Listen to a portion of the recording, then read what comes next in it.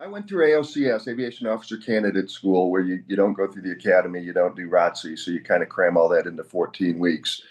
And the guys that I went through that with, and a couple of gals too, they were very varied. You had English majors, I was an engineering major, you had philosophy majors, everything. But as far as a characteristic, I think probably the one that was, across the board, most of the people that made it had was perseverance. It was just, you're signing up for something that's kind of incredibly difficult, demanding, challenging, whatever word you want to put on it. And you're going to have setbacks along the way.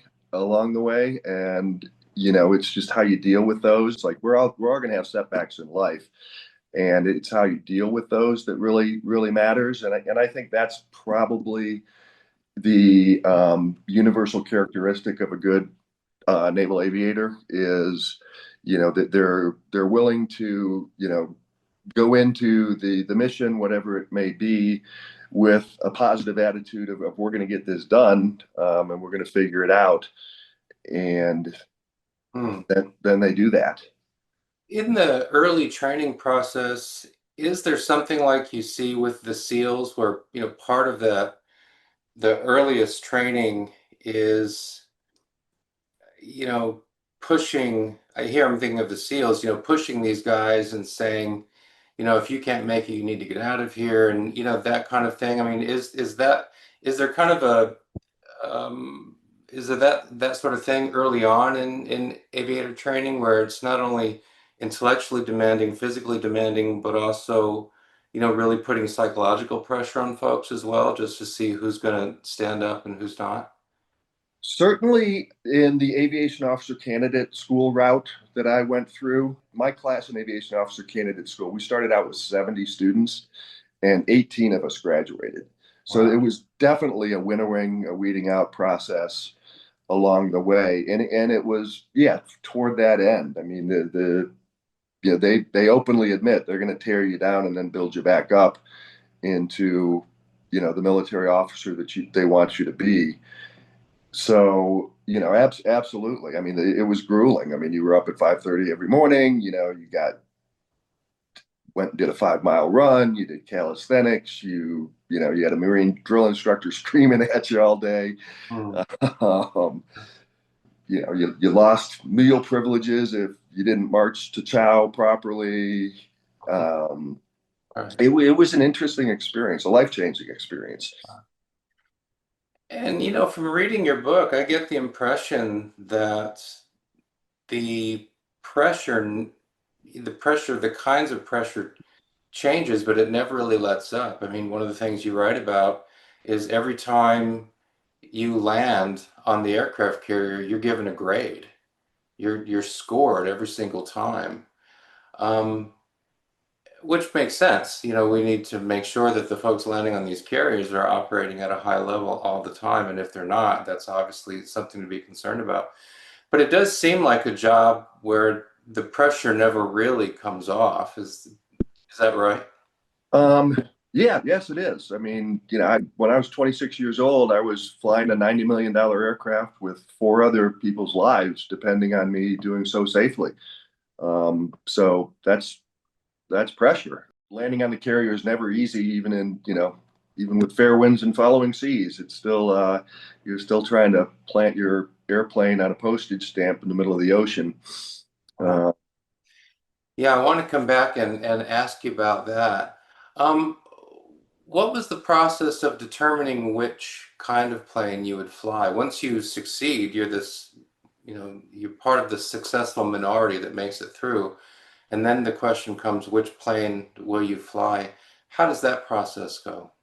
yeah, so it's called the selection process. There are four categories of aircraft that you can qualify for: jets, fixed wing, which is the E-2C, um, helicopters, and then P3s, which are the big reconnaissance planes that electronic warfare planes that don't land on the carrier, but they are Navy planes. So those are the four options, and the selection process comes after primary flight training. So in my day, it was a T-34. that you did primary training in, got about 100 hours in that aircraft, learned to fly, and following that, you go into the selection process and you get to choose, you get to rank those four categories of what you want to fly. So in my case, I wanted to fly jets. So I put jets first. I put helos second. I put E-2C2s third, and I put the fixed wing P3s fourth. And if you're first in your class, if you're the top student in your class, you get your first choice. If you're not the top student in your class, they take your preference into consideration. But as you know, the driving factor is what they call the needs of the Navy. So they're going to put you where they think they want you. So again, I got my third choice. I wanted jets, helos, and then I picked E2s because I did want to be on the carrier. That's the tip of the spear in the Navy, and that's where I wanted to be. So they put me in my third choice, E2s, which was great. If you're talking to a group of young people who are thinking about, going through this process, what sort of things would you encourage them to do, say, starting 2 years before they even, get into the Navy? They're thinking, I want to do this in the future, or I might want to do this in the future. What sort of things would you encourage them to start doing 2 years, 18 months ahead of time to get ready for the training that they'll face? Preston, really, there's not a lot you can do to prepare. I mean, you got to be in good physical condition. That's the one thing you can obviously do is make sure you're in shape. Make sure you can run 5 miles readily and do pull-ups and push-ups and all that other stuff. But the other stuff just kind of some of it's innate. There's a test you have to take before they'll accept you to the school. It's a spatial orientation type test where they show you different pictures of airplanes or perspectives in the sky, and you got to figure out, where am I? Am I upside down? And am I, in a 90-degree bank? What's going on? Hmm. And I don't know that you can really train for that. That's just I think education in general will help you with that. So you should study hard. You should, do your best to get good grades. Um, you need to work on being a team player because the Navy is a team. It's full of individuals, but they're all working together towards the mission, completing the goal, and you've got to be a good team player. If you know Rarely did we see somebody that was kind of out for themselves in the Navy, but when that individual was there, it was apparent and it was incongruent with the mission and what we were trying to accomplish. Yeah. So it sounds like one thing that a young person can do to get ready, although it would be indirect, is just to do challenging things. Just set things up that are challenging, that are going to take some perseverance, some endurance, and just that, gain practice setting challenging goals and meeting them, right? I mean, that would be helpful. Helpful. Yes, yeah. Get a job, show up on time every day. Do a good job, be polite. Just the kind of basic things that we all need to do to succeed in life. Sure. I wanted to ask you about something that you just said. Um, so I'm not thinking about a person who's just out for him or herself, right? But I have often wondered, I think about different personality types that succeed in different jobs. And so, for example, a submarine officer, I assumed that extroverts would work best in submarines. He said, no, actually, submarines tend to be pretty introverted. Those guys tend to be pretty introverted. Um, and I wonder about the personality of naval aviators. And I'm wondering, can somebody who isn't out for him or herself, but who is, a pretty deep introvert, somebody who, when he or she's not working, just wants to go read Shakespeare or, read Aristotle and, not really, when you pull into port, doesn't really want to go out and hang out, just kind of wants to go off by himself and just chill. Can an introverted personality like that get along okay in the culture of naval aviation, do you think? I do absolutely. I think I'm consider myself a bit of an introvert in that regard. I love to just sit in my rack and read at times. I also did like to go to port though. Yeah. Uh, um, but yeah, I mean, we had introverts, we had extroverts. On my first cruise, I had five roommates in my six pack, as we called it, where we lived and slept. It's a picture a college dorm room, two-person dorm room, but with six people in it, three sets of bunk beds, Yeah. and close quarters. We had introverts, we had extroverts, we had you know people in between. So you certainly shouldn't rule out a career in the Navy or naval aviation or anything because you're an introvert and you don't always want to be the life of the party and just like to sit back and observe rather than you know run the show or lead the show. What was the basic mission of the E-2C Hawkeye that you flew? So look, you're out on a Western Pacific cruise, a Westpac. What's your mission? So the E2's mission was command, control, and communication.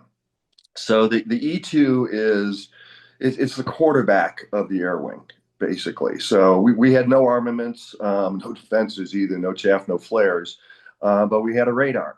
And back in those days, there weren't the satellites surrounding the Earth that there is now. So the E2 acted. It was called command by negation. So you had the fighters or the bombers 250 miles away from the carrier or more. You had the E2 up at 24,000 feet, about 100, 150 miles from the carrier, and we were in control of the strike group or the fighters to complete their mission. And because of the curvature of the Earth, again, without satellites, the ship could not actually talk to the fighters or the bombers because, line of sight was how transmission worked, and the curvature of the Earth would mean they would miss the ship. So we served as the focal point up at 24,000 feet. Ship gives an order to us, we relay it down to the fighters. And Wow. so that was the mission of the E2. So we would, let's say we were going to do a strike or a simulated strike on some place, and we sent the A6 bombers in there to do their thing. We would, one, clear the airspace, let them know if there were any other aircraft that were coming out to intercept them or anything like that. We would make sure they were all on target of where they were going. And then once they had dropped their bombs or simulated dropping their bombs or whatever they would do, we'd track them back to the carrier. And if bogeys did come out after them, we'd send the fighters to intercept the bogeys. And we just kind of coordinated the mission. And I say we, there's five crew members on an E-2C. There's two pilots up front, but the real heart of the plane, the heart of the mission is the three naval flight officers that sit in the back of the aircraft. Each one has a radar scope, and each one is assigned with a certain portion of that mission to make sure we're tracking any other aircraft in the area. We're making sure that the bombers are on their way to the target and getting back to the carrier safely. And those guys were really we, we called ourselves glorified bus drivers. Basically, we just made sure we got them on and off the carrier safely. And we did a little bit more than that. We had radios that we monitor and things like that. But basically, the pilots our mission was just to get the plane safely on and off the carrier, and then for 4 hours we'd do circles up in the sky while those guys ran their radars and talked to the fighters, talked to the bombers, talked to the ship, and did the Now the three guys in the back, they're all three of them are officers? correct. Okay, so five-man crew, all officers. Wow. Um, how many cruises did you do where you're not training off the coast, but you're actually out deployed? So I did two Westpacs. My first one was aboard the Constellation. That was a 1988-89 cruise. That was kind of the last throes of the Cold War against Russia. And then we had a short turnaround and we switched carriers, switched from the Constellation to the Independence. And then I cruised in 1990 on the Independence. And that was when Saddam Hussein invaded Kuwait. We were actually about to pull into Diego Garcia on August 2nd when he did that of 1990 and missed our port call and then headed up to the Gulf of Oman, and we spent actually 110 days on station in the Gulf. So 110 days without a break, without a day off. Wow. Um, so you're right there, end of the Cold War, beginning as we look back now on, what we'll eventually call the War on Terror, the War on Terrorism. Um, One of the things I've talked about with other vets who served at the same time in the Navy, um, is that by the late 1980s, the Cold War, you mentioned the Russians. By that time, the Cold War came to feel a little bit like a game.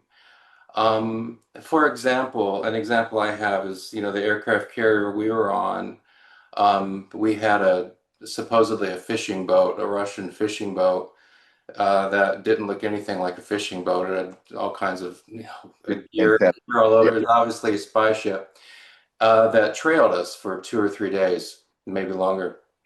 And we would go to the fantail of the ship and wave at them, and they would wave back, and no one felt threatened, and it just seemed a little bit like a game. But as I look back, it seems like whatever tense moments we had were all in relation to the Middle East. We didn't have any tense moments in relation to Russia.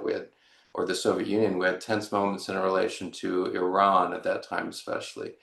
Um, and so, looking back, it seems like those last years of the Cold War, it felt a little bit more like a game, whereas the serious stuff now was developing in the Middle East as this transition is taking place.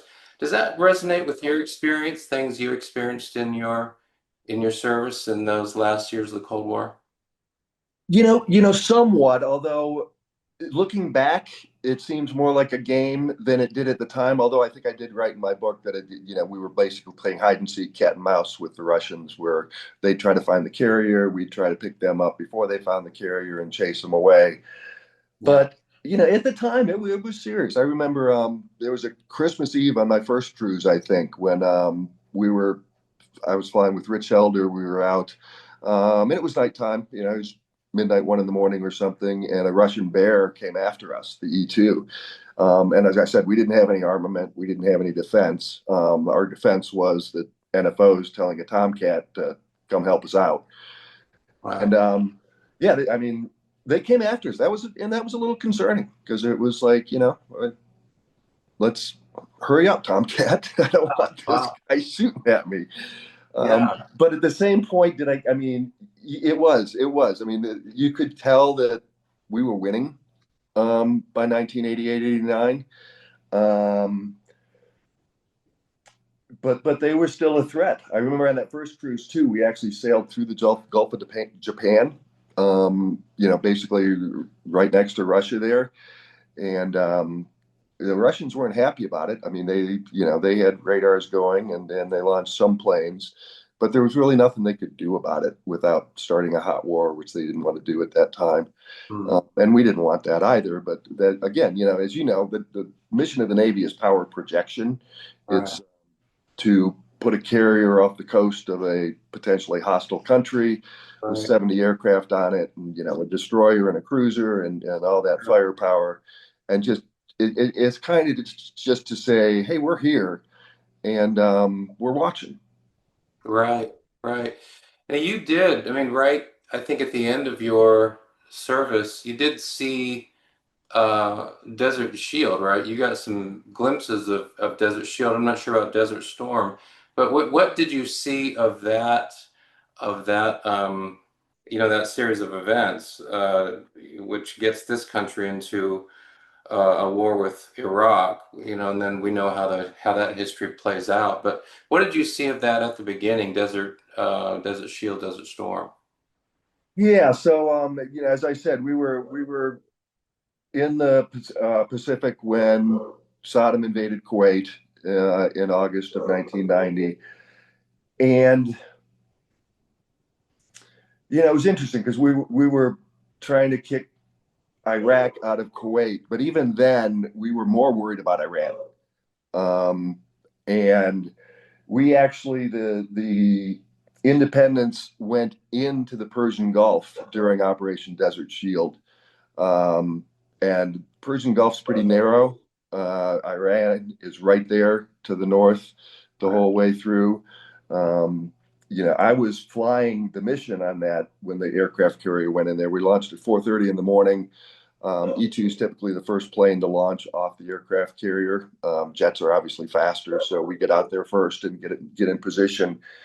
And so we shepherded the Indy as she sailed into the Persian Gulf and did her thing. We were all within range of missiles. Fortunately, none of them locked us up or fired upon us. Um, but again, it was power projection. It was like we're here.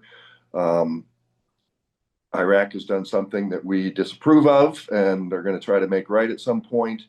And as I said, we spent 100 days there, 110 days there, just flying all the time, making sure they knew we were there. We enforced a no-fly zone so that Iraq could not provide air defense cover for their troops. And of course, when the hot war started in Operation Desert Storm, we were back home by then. Do you have any idea? I mean, you mentioned going weeks and weeks and weeks with daily flight ops. Do you have any idea in a 6 month Westpac, if that's how long you were out on the Westpac?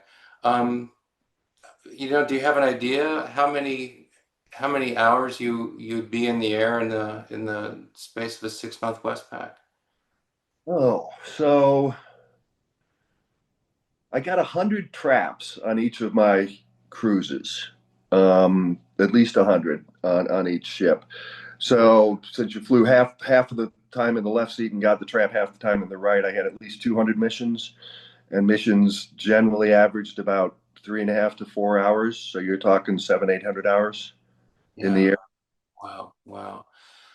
Of all those missions, is there one or is there one or two missions that especially stand out in your memory? It was actually only my second flight where I was the CAPSI. Why am I blanking on that? Carrier aircraft plane commander, where I was in charge of the aircraft. I got to make final decisions and stuff. And we were trying to get it. We flew a mission and we were going to land on Diego Garcia, which is a small atoll island, militarized atoll in the Pacific. And the weather was bad. There wicked rainstorm, thunderstorm, and so on. And we had about, I don't know, a dozen, maybe 15 planes airborne on the mission, and we were all supposed to land on Diego Garcia. And then the ship was going to pull into Diego the next day and then spend a day or two there, and then we were going to take off. Right. But the weather was really bad, and Diego does not have radar facilities. It's got a beacon, so you can know that that's where the tower is, and you can find it that way. But there's no radar to fly an approach. And the weather was, as I said, the weather was bad. Ceilings were well below 1,000 feet, just raining like cats and dogs. Um, so what we did was, because nobody could see each other in flying around in the clouds trying to land at the airport, and we couldn't fly an approach, and the tower couldn't sequence us to make sure we didn't run into each other. The E-2 with the radar, we stayed back about 60 miles or so and sequenced all the other planes because we could tell them, take this heading and you'll be basically lined up with the runway, and then you can figure it out from there. Yeah. Once those planes were safely landed, then it was our turn. And so as I said, so this is it's a one runway airport, and again, it was just a dot on our instruments of we knew it was there, but we weren't exactly sure. We knew what our heading was and what the runway direction was and so on. But so we flying in there, we came in. We were about 1,000 feet, completely in the goo, total clouds. And I remember telling my co-pilot Otis, I said, Otis, we got to get below these clouds because we were almost out of gas. And getting back to the carrier wasn't an option. It was too far away. Nobody had enough gas to get back there. And the E-2 couldn't refuel anyway. We didn't have a refueling probe.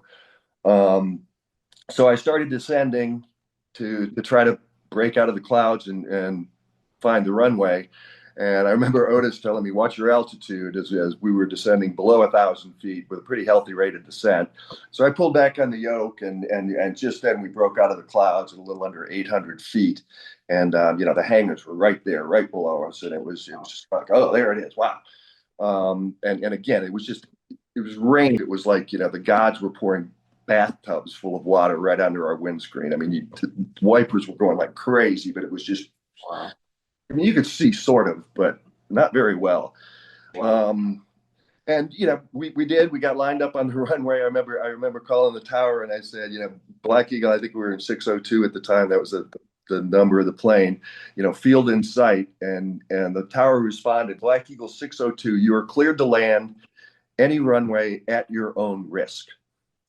And I Wow. remember thinking to myself, wow, well, thanks for the vote of confidence. He Yeah. obviously doesn't think it Yeah. matters which way we land on the runway, which is usually a pretty important thing.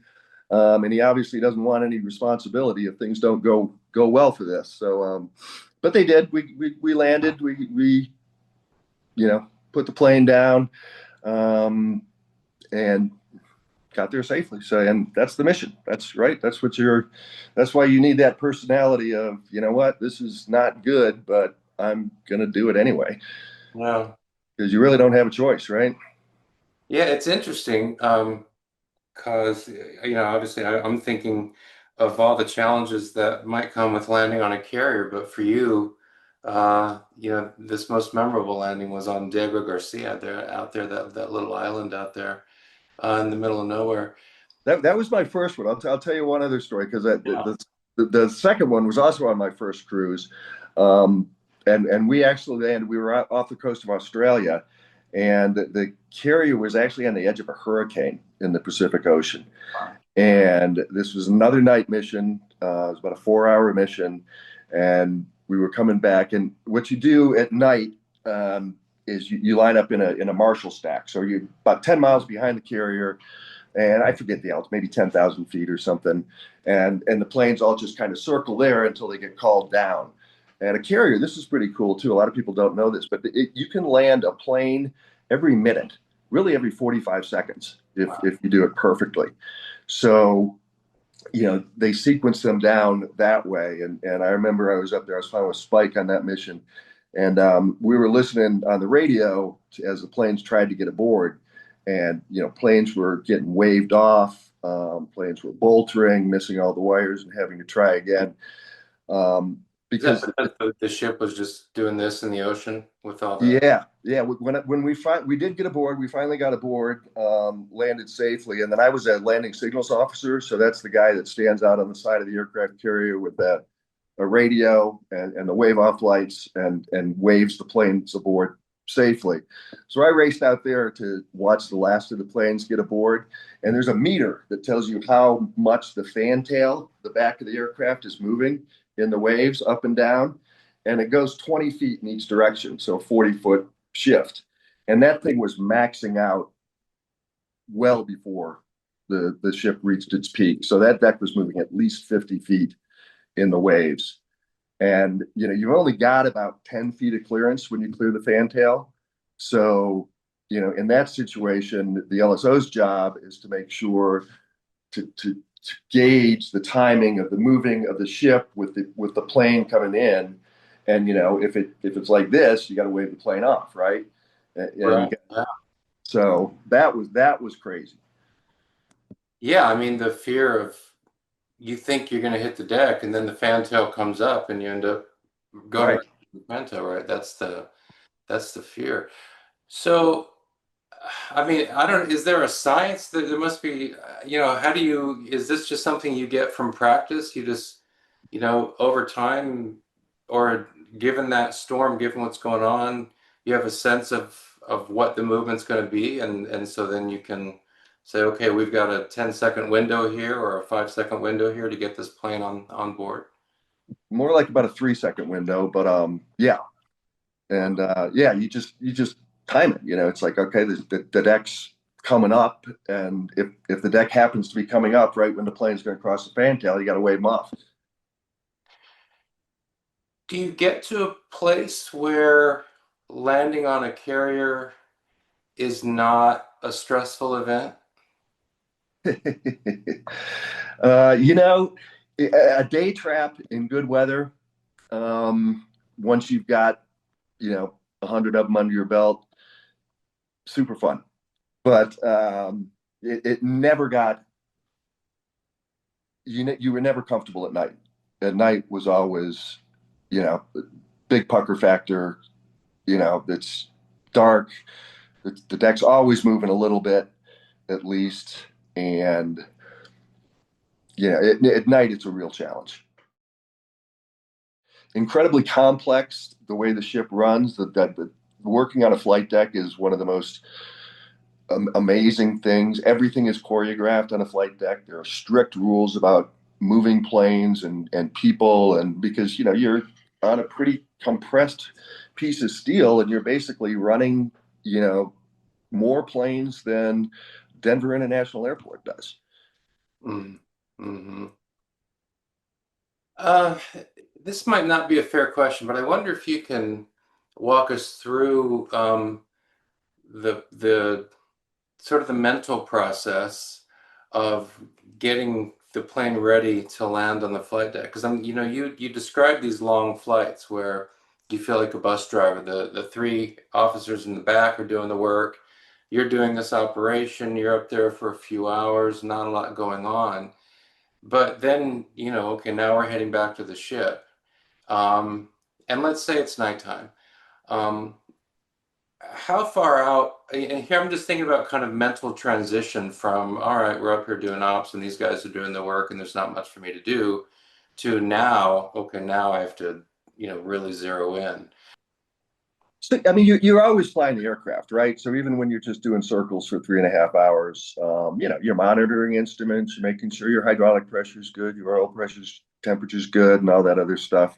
So you're always in pilot mode of, I'm in charge of an airplane and I've got to fly it safely. It, and you kind of do it in increments, right? So it's one thing at a time. So you wrap the mission and it's time to get back to the carrier. So you head back towards the carrier. And as I said, you line up in a Marshall stack, 10 miles behind the carrier. So, you get that done. You get in your position there.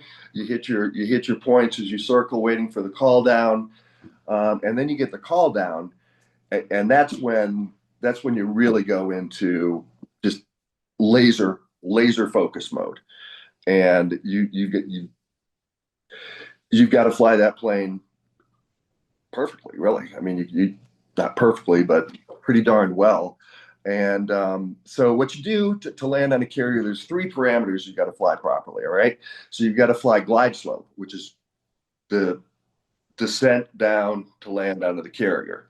When you land on a carrier, it's not like you're landing at an airport in a 747 or something, and you do a flare and you touch down and grease the wheels onto the runway. You fly that 500 foot per minute rate of descent all the way down into the basically collision with the flight deck. So you got to fly glide slope properly. You've got to fly line up, right? So you've got to land right on center line. The E-2C had an 80-foot wingspan, and the carrier landing area on a carrier is a little under 100 feet. So we basically had 8-foot clearance from our wingtips. So if we landed more than 8 feet off center line, our wingtip was going to hit aircraft that were parked alongside the landing area. Wow. So you got to fly the line up right, and then you got to fly angle of attack, and that's just basically the pitch of the aircraft above the horizon. It's about 20 degrees nose up, so you're flying like that. And when you hit the deck, you're at full power, right? And so in case you miss the cables, you've got power to take off again. Well, you're not at full power when you hit the deck. You're Oh, at whatever power you're at to fly your glide slope down to the deck. But the second you hit the deck and you feel that collision, and you feel it, um, then you add full power. And oh, because if you do bolter, which is landing beyond the arresting cables, you are going to have to get airborne again and come around and try again. So yeah, you touch down and you add full power.